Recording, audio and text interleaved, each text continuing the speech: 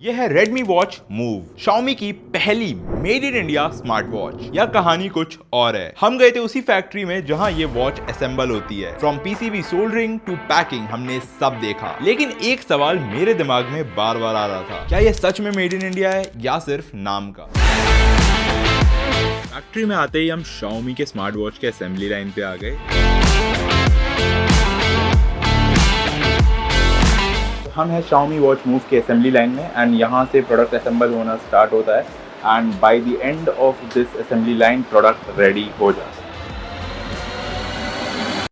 यहाँ सबसे पहले होता है पीसीबी का स्कैन। ये एक तरह का ट्रैकिंग सिस्टम है जिससे हर यूनिट का रिकॉर्ड मेंटेन होता है। उसके बाद शुरू होता है एक्चुअल काम। छोटे छोटे कंपोनेंट्स जैसे वाइब्रेटिंग मोटर और बैटरी को मैनुअली सोल्डर किया जाता है। फिर पीसीबी की एक बेसिक टेस्टिंग होती है ताकि इंश्योर हो कि जो भी सोल्डर हुआ है वो सही काम कर रहा है या नहीं। जब पीसीबी पास हो जाता है तब उसे फ्रंट फ्रेम के साथ कनेक्ट किया जाता है जिसमें डिस्प्ले पहले से फिटेड होती है। फिर एक मैक्रो कैमरा के थ्रू मैनुअल इंस्पेक्शन किया जाता है। जूम करके देखा जाता है कि सोल्डरिंग परफेक्टली हुई है या नहीं। इसके तुरंत बाद ऑटोमेटिक स्क्रूइंग मशीन आती है जो पीसीबी को फ्रेम के साथ टाइटली फिक्स कर देती है। अब शॉक एंड वाइब्रेशन को अब्सॉर्ब करने के लिए छोटे छोटे फोम के स्टिकर्स लगाए जाते हैं अंदर। और फिर आता है बैक पैनल की बारी जिसमें पहले से सारे हेल्थ सेंसर्स लगे होते हैं। उसे जस्ट कनेक्टर केबल्स के थ्रू अटैच किया जाता है। फिर आता है एक इंपॉर्टेंट स्टेज जहां डिवाइस का क्यूआर कोड स्कैन होता है और ये चेक करता है कि अब तक जितने स्टेप्स हुए हैं सब सही तरीके से कंप्लीट हुए या नहीं। इसे बोलते हैं FFT test, semi finished product का फंक्शनल चेक, जिसका रिजल्ट स्क्रीन पे पास या फेल फॉर्म में दिखाई देता है। उसके बाद होता है डिस्प्ले का टेस्ट एक डार्क बॉक्स के अंदर, ताकि ब्राइटनेस, कॉन्ट्रास्ट और डेड पिक्सल जैसे पॉइंट्स एक्यूरेटली इवैल्यूएट किए जा सके। जैसे ही टेस्टिंग कंप्लीट होती है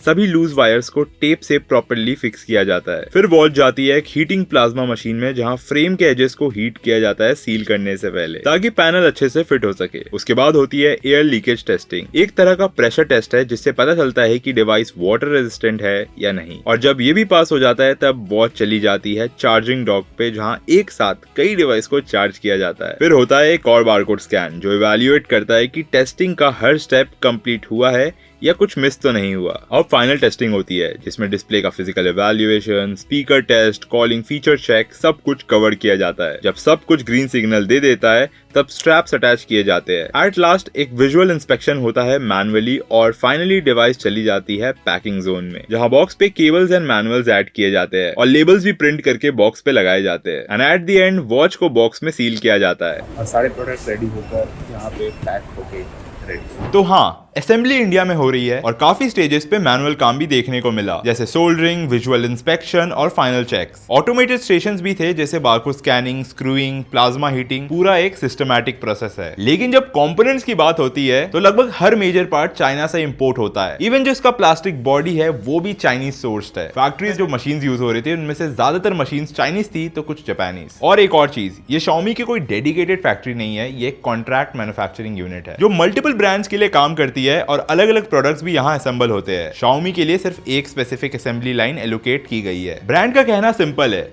जब प्रोडक्ट इंडिया में असेंबल होती है तो उस पर कस्टम ड्यूटी नहीं लगता है, जो एक बड़ा कॉस्ट सेविंग फैक्टर है बजट प्रोडक्ट्स के लिए। एंड उसका डायरेक्ट बेनिफिट कस्टमर को मिलता है, जैसे कि ये Redmi Watch Move जो सिर्फ 1999 में लॉन्च हो रहा है। सो टेक्निकली अगर पूरा प्रोडक्ट चाइना से इंपोर्ट होता तो शायद इसकी कॉस्टिंग थोड़ी ज्यादा होती। असेंबली इंडिया में करके ब्रांड ने प्राइस कॉम्पिटिटिव बनाया है and that matters in a price sensitive market like India. Make in India का मतलब सिर्फ असेंबली नहीं होना चाहिए, क्योंकि असली मैन्युफैक्चरिंग तब होती है जब सारे कंपोनेंट्स भी इंडिया में बनाए जाए। लेकिन मैं ये नहीं कह रहा कि यहाँ ब्रांड की गलती है। सच ये है कि आज के टाइम पे कोई भी ब्रांड अपने सारे कंपोनेंट्स खुद नहीं बनाता, मोस्टली आउटसोर्स्ड होते हैं। और अगर कोई कंपोनेंट इंडिया में अवेलेबल ही नहीं है तो ये ऑब्वियस है कि ब्रांड को उसे दूसरी जगह से मंगाना पड़ेगा जहां लार्ज स्केल प्रोडक्शन हो रहा हो, जैसे कि चाइना। लेकिन ऐसा नहीं है कि सारे कंपोनेंट्स ही यहाँ चाइना से आए हैं, कुछ लोकली सोर्स कंपोनेंट्स भी है। ये असेंबली लाइन में कुछ सारे ऐसी चीजें हैं जिसमें ऑलरेडी चीजें पहले से असेंबल्ड है, तो बेसिकली वो सारी चीजें Xiaomi की इन हाउस फैसिलिटी से असेंबल्ड होकर यहाँ आई है। So there is an assembly line in house in our company.